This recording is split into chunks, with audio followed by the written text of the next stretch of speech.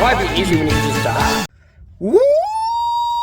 Wow, I'm Chewy Mew, and welcome to my channel. But more specifically, welcome to another Chewy Mew video, where today we're going to be taking a look at another figure from my collection in the process of doing the ultimate figure review, where I'm attempting to review every single figure left in my collection that I haven't reviewed for various reasons. And the one we're looking at today is the ToyBiz Marvel Legends Series 2, the Human Torch. And this is the variant that has the 4 logo on his chest there. So yeah, we have this figure here, and he looks pretty cool. So yeah, so I got this figure along with Mr. Fantastic and the Thing from a, it wasn't a mystery box, it was just a lot. Excuse me, it was just a lot I got on eBay that had those 3 figures in it. That's the same way I got the Urban Legends box set with Punisher, Elektra, Daredevil, and Spider-Man. So that's pretty cool that I have the Fantastic Four here. I only got it because it was like 20 bucks and you got 3 really good figures. There was no Invisible Woman with it, so I made a custom, which I'm going to review as well. But I think this figure here looks pretty cool. And really quick, this figure, and my first ever Spider-Man figure, this is not the original one, this is the original one. I'm choosing this guy because he's not floppy and he won't fall down. These two are using a very similar body to each other. They're pretty much using like the same kind of body, just a slightly different like tooling to them. And both of these figures are using a body that's kind of pretty much the same as far as like the musculature and proportions go of the Spider-Man Classics Series 1 figure. You can see the Human Torch and him are about pretty much the same size. I'm gonna not use this guy, I'm gonna just use this guy. So there are a lot of similarities. As far as the legs and the boots, it's pretty much identical. He does appear to be a bit taller when you put him side by side, mostly because of the hair poof at the top. It's not hair, but you know, like the fire at the top. Yeah, so the only differences between these two, obviously his legs, for some reason, you can't put them in anymore. I tried, and I feel like it's probably going to break. Is that this guy has ankle pivots and a slightly different shaped toe.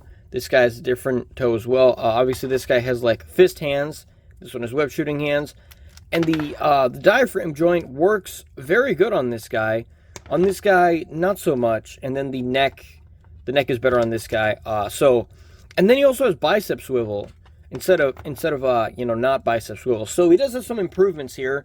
And also, pretty much the only negative is you can't bring his legs all the way, and then the head does not look up. I've tried various ways of like rotating it. Unfortunately, the head doesn't look up, which sucks for a flying character who can't look up. But as far as that goes, this design looks really cool. It kind of looks like his original design, where they would draw these lines on his body to look like fire. Keep in mind, this was also like in the 50s and 60s. I think even into the 70s. Was it the 50s? Were the Fantastic Four around in the 50s? But either way, it was at a time when you didn't have computer effects to help you draw stuff. You just had to draw everything by hand, and if you screwed up, you probably had to try again. They used pencils, so you could probably erase it. But yeah, so they would just draw lines like this to simulate fire, and I think the figure looks pretty cool. So it does have some shading here. Like on the chest here, it's mostly red, but there's some very subtle orange shading here. It's very prominent on the crotch for some reason. On the legs here, on the shoulder, a little bit here on the face, like where his eyebrows and his cheeks are. Well, he doesn't have eyebrows really, but where they would be. Here on the back as well, some here on the butt, the legs, shoulders. I feel like it's not as noticeable on camera, but it does look pretty cool. And there's not only that like orangish yellow shading on it, there's also a slightly darker red than the red. Like for example, this part here is unaltered. That's just the flat, plain red plastic. And then there's some parts where like here, it's hard to tell, but kind of like in here, there's a slightly darker red, like right here where that elbow, like this gap for the elbow for the joint, the flat part here, you can see that a little bit there. Same thing here, like kind of on the hands. They didn't paint the inside, or they did paint the inside of the hand. I was going to say they didn't. But yeah, so like ton of, like 3 different reds going on here. Like the red color of the plastic, a slightly darker red, and then a yellowish orange over top. Then if you look here on the stomach, it looks lighter orange than this part. You can see like there's 3 different colors here. That orange is yellow, the red for the waist right here, and then that orange part.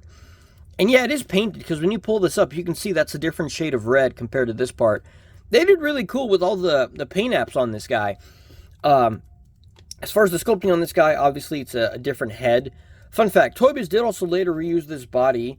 Or I think this one came first, I don't know. And that is for this guy here, that is like the Deadpool Eyes Spider-Man, based on the Humberto Ramos. and this is a magnetic Spider-Man. But this picture here, he doesn't have the bicep swivel. I think he has the bicep swivel, but the real figure of that guy does have a bicep swivel. So, you know, I just think the image, because sometimes the images are wrong, and they say at the bottom, we change stuff so it might not be the same.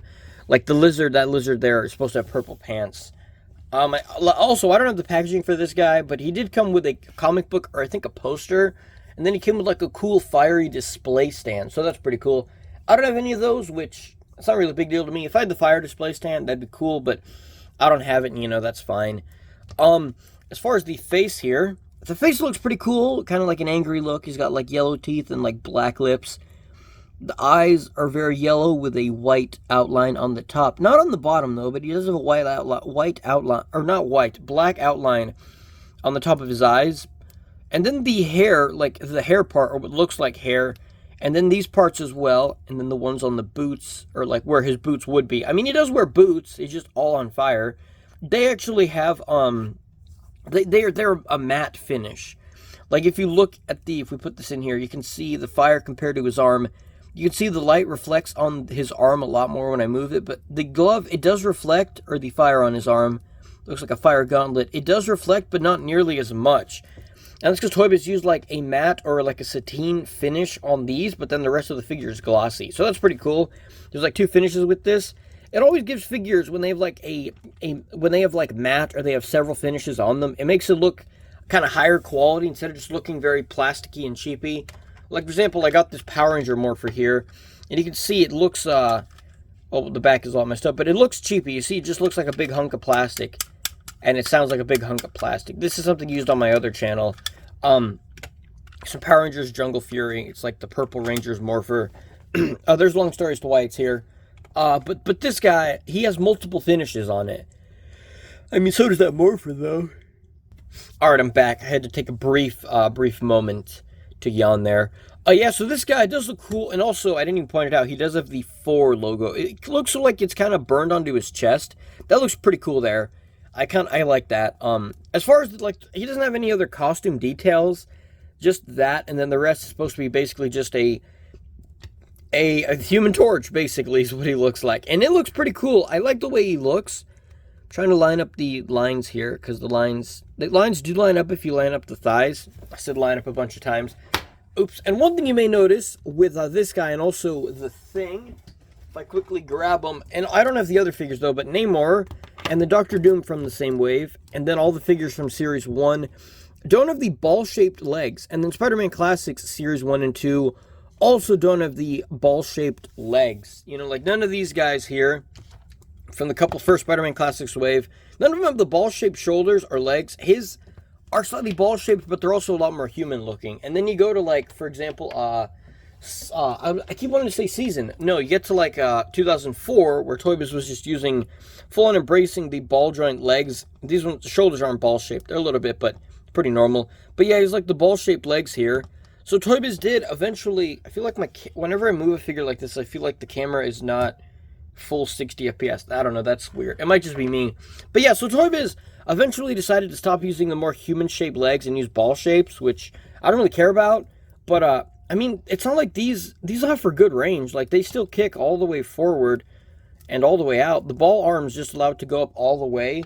But even then, this guy doesn't have ball arms, but he can go all the way up. He just doesn't have bicep swivel. And then, like, this guy, he can do the full splits as well. Mine is loose, so his legs kind of flop down, but he can kick forward this high. I have to hold it, or else it kind of flops down on its own. So he does kick high, but this guy also kicks high. So I don't know why ToyBiz switched to ball legs. I mean, it's not an issue with me. Figures of ball-shaped hips, I don't really care. But, you know, just for the sake of, like, Hasbro collectors, the fact that ToyBiz figures have ball legs means those people, I was about to say a certain word, it wasn't a bad word. Those people that collect exclusively Hasbro figures don't like ToyBiz because they have the balls, but ToyBiz was able to do them without the ball-shaped legs. So I don't know why they changed it. On McFarlane Spider-Man, the ball-shaped legs really work for that figure. Some of them it really works, but another figure is if this guy just had regular shaped legs, it wouldn't make him worse. Like, he'd still work really good. I don't know. It's just weird. But we're gonna put the thing aside. But as far as this figure goes, I think it looks pretty cool. And since we've already kind of touched on it, let's go over articulation here. So he has a ball joint. I don't think he has a ball joint in the head. I think it's just a socket that allows rotation here, and another one here at the base of the neck. The arms go up about that high. So that's pretty cool. A little bit past 90 degrees. Is an upper bicep swivel. Perfect double bend in the elbow, pretty much. Rotation here in his forearm. You get a hinge in the wrist that goes all the way down. It goes up not much because the firearm thing, and then he has a fist hand, which it's mostly just a fist and maybe hold a toothpick hand. Then you have like kind of an openish hand. This hand is, oh no, I think the hands are symmetrical. So the most use you're going to get out of these is basically fist hands. You get a diaphragm joint, which goes side to side decently. It does rotate all the way around, and then it has pretty good range here. It goes back a decent amount, and it goes forward a decent amount as well. So that's pretty cool. Pretty good diaphragm, and you can see because they cut a lot of plastic here for it to have a lot of movement, so that's pretty cool. He also has a rotation here in the waist. He can go a little bit past the splits on his left leg for some reason, but he could do basically the splits. Yeah, if you push the legs down, you could do the splits with this guy. The legs kick up this high, and they go back a bit.